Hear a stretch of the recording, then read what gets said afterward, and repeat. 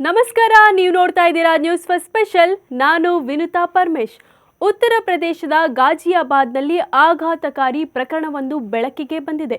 ಕೋಪದಲ್ಲಿ ಪತ್ನಿಯನ್ನ ಕೊಂದು 3 ದಿನಗಳ ಕಾಲ ಶವದ ಜೊತೆಯಲ್ಲೇ ಇದ್ದ ಪತಿಯನ್ನ ಪೊಲೀಸರು ಬಂಧಿಸಿದ್ದಾರೆ.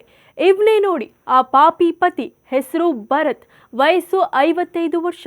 ಕೌಟುಂಬಿಕ ಕಲಹಕ್ಕೆ ಪತ್ನಿಯ ಉಸಿರನ್ನೇ ನಿಲ್ಲಿಸಿ ಇದೀಗ ಪೊಲೀಸರ ಅತಿಥಿಯಾಗಿದ್ದಾನೆ. ಉತ್ತರ ಪ್ರದೇಶದ ಗಾಜಿಯಾಬಾದ್ನ ಅಂಬೇಡ್ಕರ್ ಕಾಲೋನಿಯ ನಿವಾಸಿ ಆಗಿರುವ ಭರತ್ ಸೇಲ್ಸ್ ಮ್ಯಾನ್ ಆಗಿ ಕೆಲಸ ಮಾಡ್ತಿದ್ದ. ಫೆಬ್ರವರಿ 27ರ ರಾತ್ರಿ ಈತ ತನ್ನ ಪತ್ನಿ ಸುನೀತಾಳನ್ನ ಕತ್ತು ಹಿಸುಕಿ ಕೊಲೆ ಮಾಡಿದ್ದಾನೆ. ಅಷ್ಟೇ ಅಲ್ಲ, 3 ದಿನ ಆಕೆಯ ಶವವನ್ನೇ ಮನೆಯಲ್ಲೇ ಇಟ್ಕೊಂಡಿದ್ದಾನೆ. ಅಷ್ಟಕ್ಕೂ ಈತ ಪತ್ನಿಯನ್ನ ಕೊಲೆ ಮಾಡಿದ್ದು ಏಕೆ ಅನ್ನೋದನ್ನ ನೋಡೋದಾದ್ರೆ, ಆರೋಪಿ ಭರತ್ಗೆ ಕೊಲೆಯಾದ ಸುನೀತಾ 2ನೇ ಪತ್ನಿ. ಇಬ್ಬರು 14 ವರ್ಷದಿಂದ ಲಿವ್ ಇನ್ ಸಂಬಂಧದಲ್ಲಿದ್ರು. 2.5 ವರ್ಷಗಳ ಹಿಂದೆ ವಿವಾಹವಾಗಿದ್ರು. ಭರತ್ಗೆ 2ನೇ ಮದುವೆಯಾದ್ರೂ ಮೊದಲ ಪತ್ನಿಗೆ ಹಣಕಾಸಿನ ನೆರವು ಮಾಡ್ತಿದ್ದ.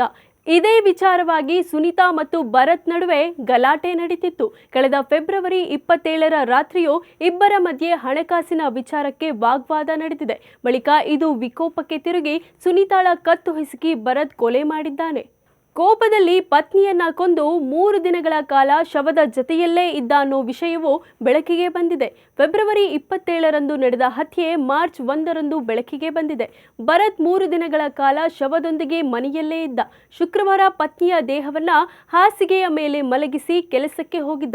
ಶನಿವಾರ ಅಕ್ಕಪಕ್ಕದ ಮನೆಯವರಿಗೆ ಭರತ್ ಮನೆಯಿಂದ ಕೊಳೆತ ವಾಸನೆ ಬಂದಿದೆ. ಇದರಿಂದ ಅನುಮಾನಗೊಂಡ ಅಕ್ಕಪಕ್ಕದ ನಿವಾಸಿಗಳು ಪೊಲೀಸರಿಗೆ ಮಾಹಿತಿ ನೀಡಿದ್ದಾರೆ. ಇನ್ನು ಸ್ಥಳೀಯರು ಹೇಳುವ ಪ್ರಕಾರ ಈತ ಕುಡಿದ ಮತ್ತಿನಲ್ಲಿ ಮನೆಯ ಬಾಗಿಲ ಬಳಿ ಕುಳಿತು ನನ್ನ ಪತ್ನಿಯನ್ನ ನಾನೇ ಕೊಲೆ ಮಾಡಿದ್ದೇನೆ, ನನ್ನನ್ನು ಬಂಧಿಸಿ ಎಂದು ದಾರಿ ಹೋಕರಿಗೆ ಹೇಳ್ತಿದ್ನಂತೆ. ಪೊಲೀಸರು ಮನೆಗೆ ಬಂದು ತಪಾಸಣೆ ಮಾಡಿದಾಗ ಕೋಣೆಯಲ್ಲಿ ಶವ ಪತ್ತೆಯಾಗಿತ್ತು.